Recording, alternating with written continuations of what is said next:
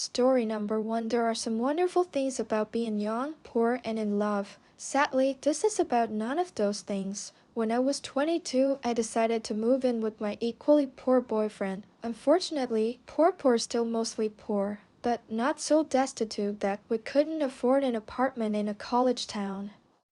We happily moved into our little one-bedroom first-floor apartment. Sure, it had problems. The lead-based paint was so thick we were sure we could survive a nuclear attack. The bathroom didn't have a vent. Instead, it had a window and a shower. The appliances were from the time of my grandmother.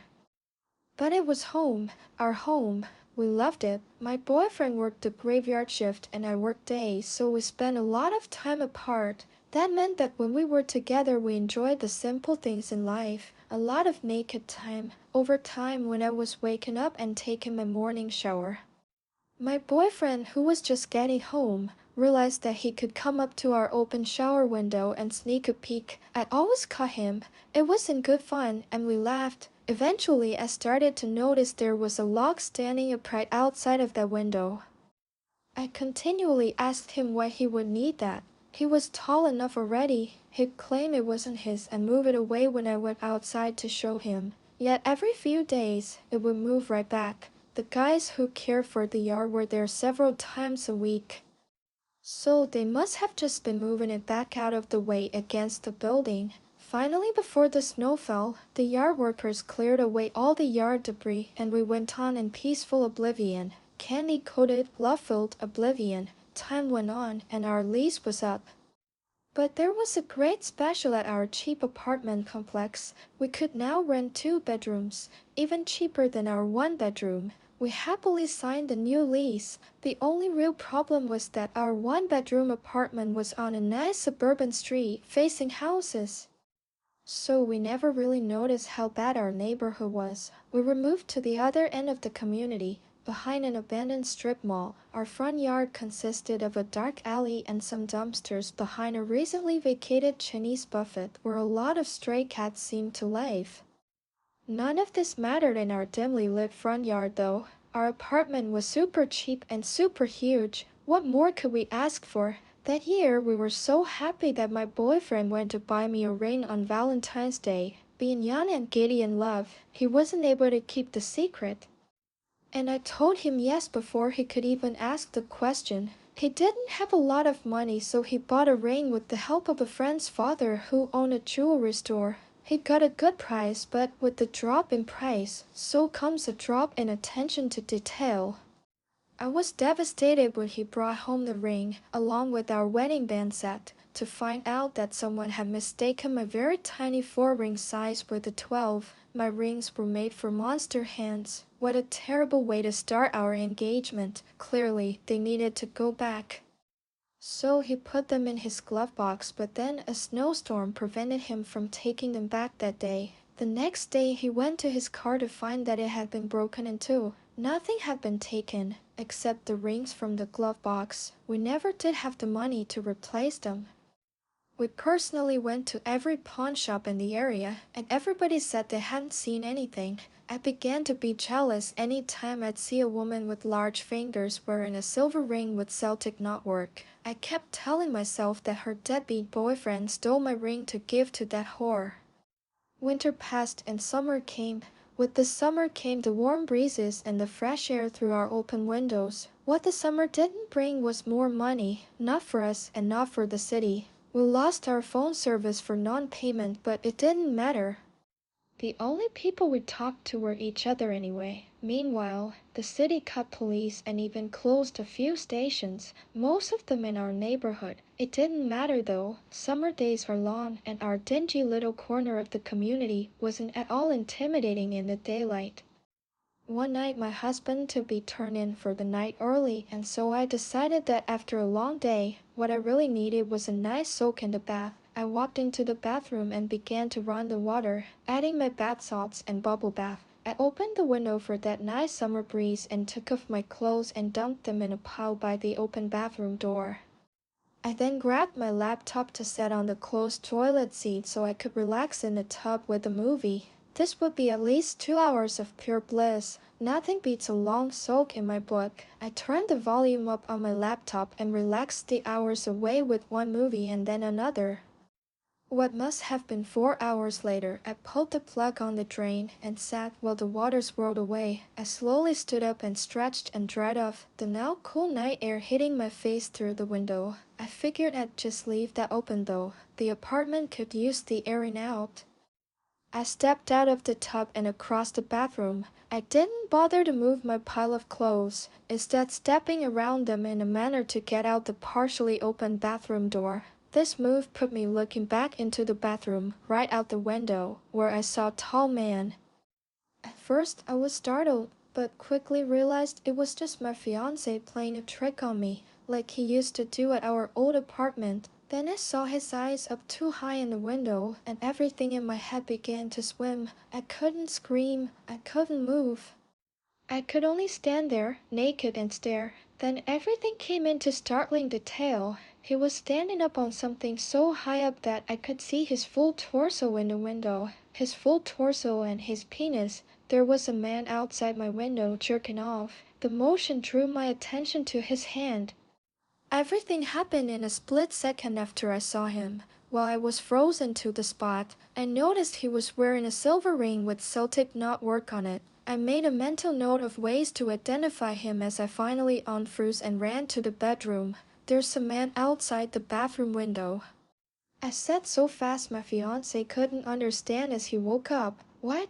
He asked. I repeated. There's a man outside the bathroom window. He's jerking off. He was watching me. Oh my god, make him go away. I was finally in hysterics as everything sunk in. That man could have been there, hovering over me for hours. The only thing separating us was a thin screen. When I had stood up, his penis was inches from my face, his body towering over me. I just kept covering myself with blankets and telling my fiancé to make him go away. By the time my fiancé woke up and went to check on the situation, nobody was anywhere around. There was only a log standing upright like a step outside our bathroom window. In the aftermath, we filed a police report but had no phones to call, so had to drive a good 20 minutes away to do so. Then they didn't have enough forces to do anything about the situation anyway.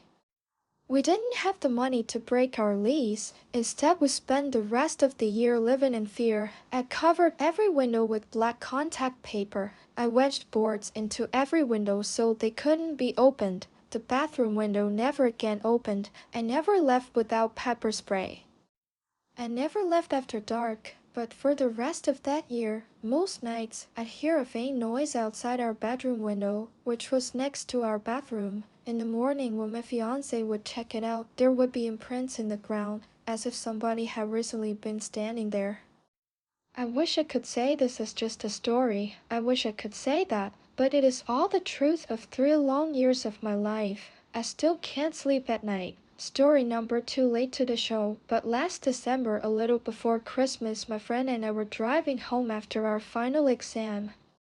There's a red light at a major intersection up ahead, and I begin to slow down. I came to a complete stop in the right sidewalk lane of a 4-lane street to each direction, facing southbound, with 6 cars in front of me, and I'm stopped with a side street to my right.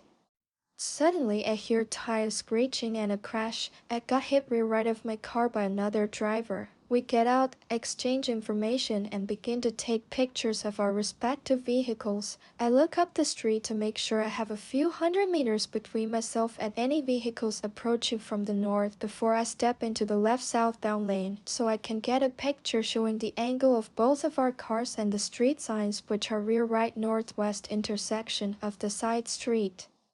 My friend calls me over to unlock the trunk so he can get paper from his pack to write down his witness statement. And just as I step back into the right lane my car occupies, a northbound driver who was so occupied with observing our collision drifts into the left southbound lane, which I just stood in, and missed me by about a foot. He was traveling probably about 70 to 8. That's 43. 2 days later, I go playing Bendler with the aforementioned friend and a few others. In between games, you go into the lobby with your mask off, and everyone is supposed to put their paintball marker gun on safe and have a barrel cover over the muzzle. I'm leaning against the wall in the lobby when previous friend asks if he can borrow money to buy more paint. My back is still leaning against the wall, but I lean to the right to hand him my wallet. As I put it in his hand, I hear a loud splat against the wall I'm on. I look to find a paintball fired at where my head eye should have been had I not moved. Somehow one of the kids across the room was putting his marker down on a table, and the barrel cover's retention bungee snapped, allowing the cover to fall off. The safety broke and the marker fired around.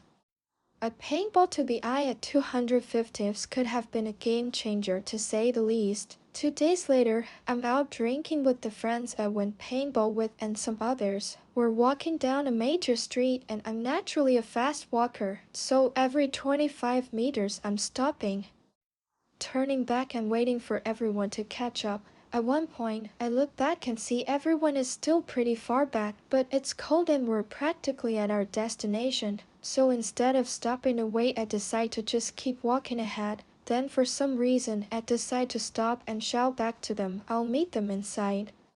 Just as I do so, I hear a loud engine roaring up the street and turn to see a speeding Porsche 10 in front of me hit the west wall of a building literally at a right angle so hard that more than half of his engine compartment caved in, his airbags deployed and the windows all shattered. Had I kept walking without saying anything to my friends, I probably would have been between the car and the building. 2 days later, it's Boxing Day morning. I was in and out a few times throughout the night because I was excited to go pick up some items with my friend, the same one from the Collision paintball night out. At one point through the night, I have a nightmare of the sorts. The earliest part of the dream I can remember is me leaping out of a panel door van with a rope in my hand. I have no idea why, but in the dream my mind knows that someone is trying to kill me. As my feet hit the ground, I find myself in my driveway. I run inside the house and for some reason tie the rope to the front door's doorknob. Knowing that on the other end of the rope is the killer tied to it, I lock and barricade all of the doors and windows to the house and call 911. The operator tells me every officer is busy with something and no one can come help me. I hang up the phone and am about to call to someone else when I notice the rope has been cut. Trying to stay silent and listen for the killer, I suddenly notice everything that can possibly make sound in the house is given their kettle. Stove, fan, toilet, shower, TV, radio, everything. I look up at the top of the stairs and see someone's foot hit the first step and start walking downstairs. I wake up screaming and sweating, and the first words out of my mouth before I can even think to process it as a dream are Slender Man. Tel Drive almost died 3 times Earl and had a dream Slender Man was trying to kill me all in 1 week. Story number 3 had a friend back in the day. Her mom and her younger sister lived in a house. The family was well off and owned a very large chunk of land. The mother and father were divorced, but the father lived in a house a few hundred acres away on the same plot of land. For about a year, the family had been noticing things out of place in their house. Sometimes the TV being left on, drawers left open, food left out. The 2 sisters also talked about sometimes being tucked in at night, but they always thought it was their mom, later finding out it was not. One day the mom and the youngest sister were pulling in their garage. The door into the house and the garage was open, and there was a man standing in the door.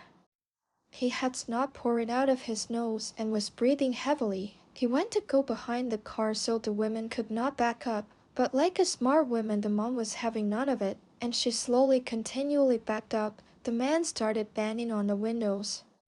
But they got out of there and called the cops. 2 police showed up and entered the house. The man was pouring gasoline around the house and shots were fired. The man and one of the police officers were shot. Both lived. He was arrested. He had been living in their attic crawl space. He got out of prison after, I think, 7 years. The girls were pretty freaked out when he was released. Weird side note, the cop that was shot, okay, but if the bullet had been something like an inch to one side, it would have hit an artery. He apparently said that he believed an angle pushed him to make that difference of where the bullet hit.